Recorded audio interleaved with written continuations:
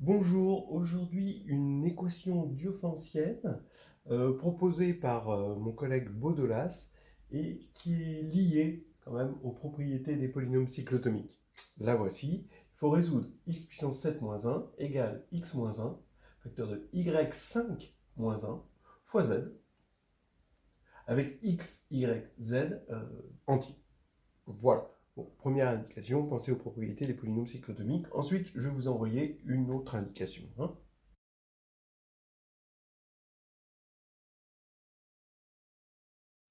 Alors, voilà l'indication. Alors, Q, c'est un nombre premier, phi p, c'est le polynôme cyclotomique, le pm, c'est le polynôme cyclotomique. P, attention, il est premier et il est impair, attention. Et A, c'est un élément de Z. Alors, soit Q est différent de P, et dans ce cas-là, si Q est différent de P, forcément Q est congru à 1 modulo P, soit Q égale P, et dans ce cas-là, forcément A est congru à 1 modulo P, et P2 ne divise pas phi P de A. Et ensuite, cette propriété, on va essayer, bon, d'abord on va la montrer, et ensuite on va essayer de montrer, bon, on va passer a priori x-1 de ce côté-là pour reconnaître phi 7 de x, et ici on va utiliser une propriété de divisibilité. Alors voici la preuve du résultat qu'on va utiliser pour cette équation. Donc, dans le premier cas, si le nombre premier Q est différent de P, alors on écrit cette factorisation xp-1 est égal à x-1 facteur de phi p de x, d'accord? Je vous rappelle que phi p c'est le polynôme cyclotomique, il est égal, bon, comme p est premier, c'est facile de le calculer, c'est la série géométrique, ici. Et donc, maintenant, puisque Q divise phi P de A, c'est que phi P de A égale 0, modulo Q. Bon. Donc, en regardant ceci en A, en évaluant en A, donc en évaluant en A, on obtient que AP moins 1 égale 0. C'est-à-dire que AP égale 1 modulo Q. Alors P est premier, donc ça veut dire que A est d'ordre soit 1, soit P, modulo Q. Donc si A est d'ordre P, dans Z sur QZ étoile, parce que de toute façon là, A il est inversible, forcément, donc il est dans Z sur QZ étoile, eh bien on va avoir forcément P divise Q-1, parce que P, l'ordre d'un élément, divise l'ordre du groupe. Et là, on a gagné, puisque on a ce que l'on voulait. Soit alors A est congru à 1 modulo Q, et dans ce cas-là, en regardant, en évaluant en A phi P, et en regardant ça modulo Q, ici il y a combien de termes? Il y a P termes, d'accord? Donc ça fait phi P de A est égal à P modulo Q, évidemment. Donc comme Q divise phi P de A et que phi P de A est égal à P modulo Q, on en déduit que Q divise P. Voilà. Et ça, c'est pas possible parce que Q est différent de P, ils sont tous les deux premiers. Voilà. Donc déjà, on a démontré que forcément, on était dans cette situation, et donc celle-là. Alors maintenant, si Q égale P, alors là c'est autre chose. Alors on va faire deux cas. Soit A est congru à 1 modulo P, soit A n'est pas congru à 1 modulo P. À cause de quoi? À cause de la série géométrique, vous en seriez douté. Alors, on va regarder phi p de A bar. Donc A bar, c'est A modulo, on regarde ça modulo P. Donc c'est une série géométrique, d'accord? Donc si A est congru à 1 modulo P, donc si A bar égale 1 bar, ça fait P. Donc on n'ajoute que des 1. Donc ici on a P, mais P ça fait 0 modulo P. Donc là ça fait 0. Soit A n'est pas congru à 1 modulo P. Dans ce cas-là, on peut utiliser cette formule AP-1 sur A-1, la formule de la série géométrique. Et comme on est modulo P, AP, ça fait A, c'est Fermat, et A-1 sur A-1, ça fait donc 1. Donc ça, c'est pas possible. Ce cas-là, il est impossible, d'accord?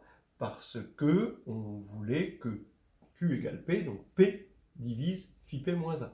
c'est-à-dire phi p de A est égal à 0. Donc, qu'est-ce qu'on peut dire? On peut dire pour l'instant que si Q est égal à P, dans ce cas, forcément, A est congru à 1 modulo P, et réciproquement d'ailleurs, puisque ce cas-là donne une impossibilité. Alors pourquoi P2 ne divise pas phi P de A?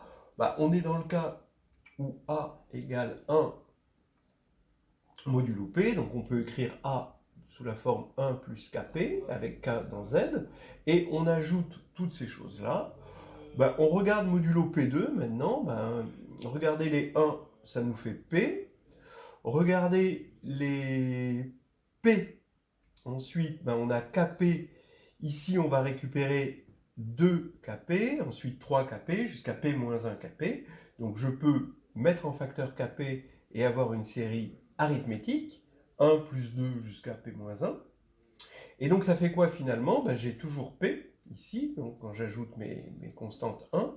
Maintenant, les termes en P, je vais avoir K fois P fois P, P moins 1 sur 2. Mais là, je rappelle que P est impair. Et P moins 1 sur 2, donc c'est un entier. Et donc ici, on va avoir du P2, d'accord, fois un entier. Donc modulo P2, ça disparaît, mais il reste P. Et P qui est différent de 0, modulo P2, évidemment. Hein, d'accord? Donc, ça veut dire que, comme c'est pas 0 modulo P2, ça veut dire que P2 ne divise pas phi P de A. Et donc maintenant, fort de tout ça, eh bien, vous allez essayer de voir qu'il n'y a pas beaucoup de solutions à cette équation.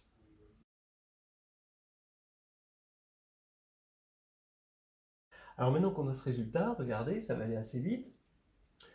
J'affirme que l'ensemble des solutions de cette équation, c'est juste x égale 1, et à partir du moment où x égale 1, on a 0 là, et c'est quartier libre pour y et z. D'accord? Donc pour le montrer, donc j'ai bien une inclusion, hein, et je vais supposer que x est différent de 1, et je vais obtenir des contradictions. Donc, x est différent de 1. Maintenant, je vais pouvoir passer x moins 1 de ce côté. Je reconnais phi 7. Et donc, je vais avoir que y5 moins 1 divise phi 7 de x. Je vais me débarrasser du cas y égale 1. Comme ça, je pourrais avoir y moins 1 différent de 0. Et donc, le décomposer, quitte à le décomposer trivialement, mais le décomposer en produit de nombres premiers. Et je m'en débarrasse facilement parce que si y égale 1, ça fait 0 ici, donc x forcément est égal à 1. Hein, c'est la seule possibilité parce que 7 est impair et que x est entier. Alors maintenant, on va avoir x égale 1, on est dans le cas x différent de 1, donc on laisse tomber. Donc je décompose y5 moins 1 en y moins 1 facteur de phi 5 de y, phi 5 de y que vous voyez ici. Et maintenant, regardez, tout diviseur premier de y5 moins 1 est un diviseur premier de phi 7 de x. Donc, j'utilise ici le fait que c'est soit 7, soit quelque chose qui est congru à 1 modulo 7. Bon. Donc, ce qui veut dire que maintenant, on va avoir parmi les diviseurs de ça, soit 7, soit des éléments congrus à 1 modulo 7. Alors, supposons dans un premier cas que 7 ne divise pas y-1. Alors, dans ce cas-là, je suis sûr que tous les diviseurs de y-1, qui sont des diviseurs donc, de y5-1, donc des diviseurs de phi 7 de x, d'après ça, sont congrus à 1 modulo p. Donc, quand je vais décomposer y-1, qui est non nul, je vous le rappelle, je vais avoir le produit de choses de la forme 1 plus 7 ki puissance ni. Ça va être ça, mes premiers, avec une certaine puissance, hein, l'évaluation, quitte à ce que le produit soit l'ensemble vide, hein, si y égale 2. Hein, bon, voilà. Mais bon. Et le produit sur l'ensemble vide, bon, ça va faire. Bon. Donc, dans tous les cas, on a y-1 est congru à 1 modulo 7. D'accord? Modulo 7, vous avez 1. Donc, y est congru à 2 modulo 7. Dans ce cas-là, phi 5 de y, puisque y est égal à 2 modulo 7, on regarde ça modulo 7, ça fait la série géométrique, ça fait 31, d'accord? C'est-à-dire 3 modulo 7. Mais ça, c'est pas possible, parce que phi 5 de y, lui, il divise lui, qui divise lui, Donc les facteurs premiers de phi5 de y, c'est forcément, on l'a dit, soit 7, soit des congrue à 1 modulo 7. Ce qui veut dire que phi5 de y, soit c'est de cette forme-là, dans sa décomposition en facteur premier, soit alors c'est la même chose, mais fois 7. Et 7, vous voyez, à la puissance 1, mais ça, en fait, on ne va pas s'en servir tout de suite. Voilà. De toute façon, quoi qu'il arrive, phi5 de y, modulo 7, ça fait soit 1 dans le premier cas, soit 0 dans le deuxième cas, et vous voyez que c'est indépendant de la multiplicité qu'on a ici. Mais ça, c'est impossible, parce qu'on a dit que ça faisait 3. D'accord? Donc, modulo 7, 3, c'est différent de 1 et de 0. Voilà, donc déjà, on a un cas impossible. Maintenant, on va regarder 7 qui divise y-1. Et dans ce cas-là, si 7 divise y-1, ça veut dire que y égale 1 modulo 7. Quand on va regarder phi5 de y modulo 7, eh ben, ça va nous faire 1 plus 1 plus 1 plus 1 plus 1, donc 5. D'accord? Et c'est impossible. Là, vous voyez bien, hein, comme 7 divise y-1, il ne peut pas diviser ce facteur-là, parce que sinon 7 au carré diviserait phi7 de x, et ça, c'est pas possible. Donc, qu'est-ce qu'on a? Eh bien, on a que les seuls facteurs premiers ici sont des congrue à 1 modulo 7. Donc, ça veut dire que phi5 de y, il est produit de nombres premiers qui sont congrue à 1 modulo 7. Donc, phi5 de y est congrue à 1 modulo 7 et non pas 5 modulo 7. Donc, encore une fois, c'est pas possible. À chaque fois, on est tombé sur des contradictions. Moralité, ici, on a ceci comme seule solution.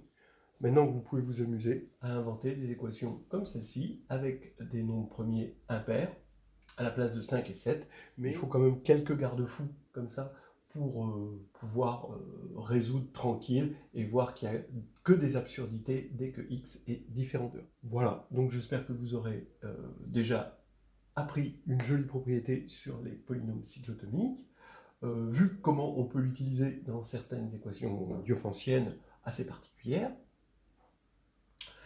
Et puis, voilà, quoi, passer un bon moment avec les nombres qui sont nos amis pour la vie.